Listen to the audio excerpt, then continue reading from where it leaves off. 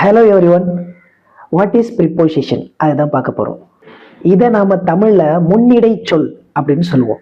ஒரு சென்டென்ஸில் இருக்கிற நவுன் பகுதிக்கும் அந்த வாக்கியத்தின் மீதி உள்ள பகுதிக்கும் என்ன உறவு முறை அப்படின்றத சொல்றது தான் இந்த ப்ரிப்போசிஷன்.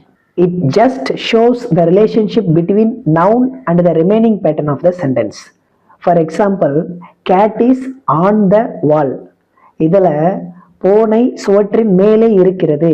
அந்த மேலேன்ற வார்த்தை தான் ஆன். இந்த ஆண்ன்ற இந்த வார்த்தையே இந்த சென்டென்ஸ்ல இருந்து நம்ம எடுத்துட்டோம்னா த கேட் இஸ் த வால் அப்படின்னு மாறிடும். பூனை தான் சுவரு அப்படின்னு மாறிடும்.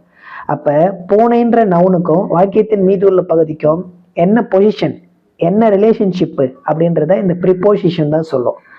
அப்படி இந்த நவுனுக்கும் வாக்கியத்தின் மீது உள்ள பகுதிக்கும் இருக்கிற உறவு முறை எந்த வார்த்தைகள் எல்லாம் சொல்லுகிறதோ அந்த வார்த்தைகள் எல்லாம் ப்ரிப்போசிஷன். அப்படி நிறைய இருக்கு நமக்கு. In, on, from, of, up, down, beside, beneath, எக்கச்சக்கமா இருக்கு. இதை பத்தின ஃபுல் வீடியோ ஆல்ரெடி நம்ம சேனல்ல ஒன்று போட்டிருக்கேன். விருப்பம் இருக்கிறவங்க அதையும் போயிட்டு பாருங்க. நெக்ஸ்ட் வீடியோவில் பார்க்கலாம். Take care, bye by.